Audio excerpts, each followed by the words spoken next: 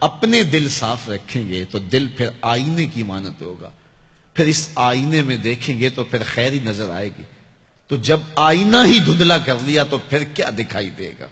اس لیے اپنے دل کو ستھرا کریں، اپنے دل کو پاک کریں، پھر اپنے دل کے آئینے میں تمہیں ہر کوئی اچھا ہی دکھائی دے گا نا۔ کس کو پتھر مارے ناصر کون پر آیا ہے، دل کے شیش محل میں ایک ایک چہرہ اپنا لگتا ہے۔ تو پھر دل مصفا ہو گیا، دل مزکا ہو گیا، تو پھر جو ہے وہ پاکیزگی ہی پاکیزگی ہے، نور ہی نور ہے۔ خشیت الہی جب بندہ مومن کے اندر اتر آتی ہے تو پھر اس کا اندر سنورنے لگ جاتا ہے۔ جہاں کوئی کیمرہ نہیں ہوتا، جہاں کوئی ایجنسی نہیں ہوتی، جہاں کوئی دیکھنے والا نہیں ہوتا، وہاں یہ خوف طاری ہوتا ہے کہ میرا رب مجھے دیکھ رہا ہے، اور یہ تصور انسان کی زندگی کے اندر خیر لاتا ہے۔ خشیت الہی باطن کو نکھارتی ہے، سجدوں میں لذت پیدا کرتی ہے، رکوع اور قیام میں سرور پیدا کرتی ہے، یہ نیتوں کے اندر خلوص اور للہیت پیدا کرتی ہے، یہ تمہارے اعمال کے اندر حسن پیدا کرے گی۔ اگر اللہ کی خشیت باطن میں نہیں ہے تو کھوکھلے عمل ہوں گے، ریا ان پر مسلط ہو جائے گی، دکھلاوا آ جائے گا، عجب آ جائے گا۔ ہم تو نماز پڑھنے لگ جائیں تو بے نمازیوں کو حقیر سمجھنے لگ جاتے ہیں۔ وہ کیسی نماز ہے جس نے ہمیں تکبر میں مبتلا کر دیا، جس نے ہمارے دماغ میں غرور بھر دیا، ہمیں لوگ بونے بونے اور چھوٹے چھوٹے دکھائی دینے لگے اگر ہم نے جو ہے وہ چند سجدے کر لیے۔ لیکن وہ لوگ جو خشیت الہی کے نور میں پرورش پاتے رہے، وہ ساری زندگیاں عبادت میں گزارنے کے بعد پھر بھی روتے تھے، پتہ نہیں ہماری باتیں بھی قبول ہوئی ہے کہ نہیں۔ حضرت سری سکتی رضی اللہ تعالی عنہ دن میں کئی بار آئینہ دیکھتے تھے اور اپنے چہرے پہ ہاتھ پھیر کے دیکھتے تھے، کہیں میرے گناہوں کے سبب سے میرا چہرہ سیاہ تو نہیں ہو گیا۔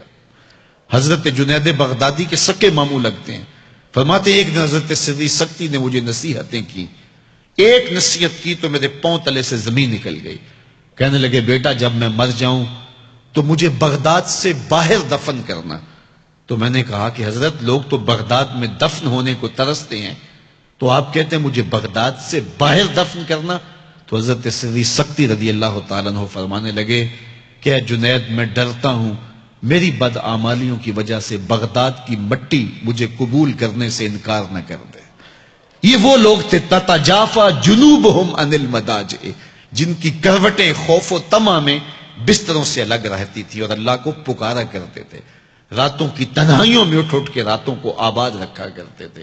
حضرت شیخ سعدی نے لکھا ہے کہ مطاف میں ایک شخص کنکروں پہ پیشانی رکھ کے رو رہا ہے اور کیا کہتا ہے، اللہ مجھے معاف کر دے نہیں تو قیامت کے دن نابینا اٹھانا، تیرا کیا تیرے بندوں کا سامنا نہیں کر پاؤں گا۔ اتنے درد سے روتا ہے کہ سینے میں دل ڈولتے ہیں۔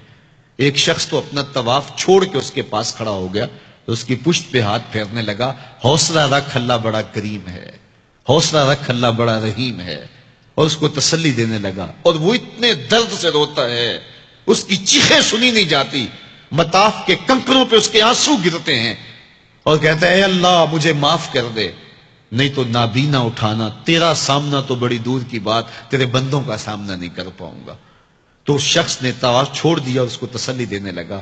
تھوڑی دیر کے بعد وہ شخص جانے لگا، چہرے پہ اس نے پردہ اڑا ہوا تھا۔ تو اس شخص کو تجسس تھا کہ میں دیکھوں یہ کون ہے جو اتنے درد سے روتا ہے اور اس کو سمجھاؤں کہ اللہ بڑا کریم ہے۔ تو وہ اس کے پیچھے چل پڑا، تو جب اس شخص نے نقاب سے پردہ اٹھایا تو اس شخص کی چیخیں نکل گئیں، فائزہ ہوا الشیخ عبد القادر جیلانی۔ تو یہ زاروں کے تار رونے والا شیخ عبد القادر جیلانی تھا۔ آج پیر کہتا ہے کہ میں تمہیں بخشوا دوں گا، ضمانت فراہم کر رہا ہے۔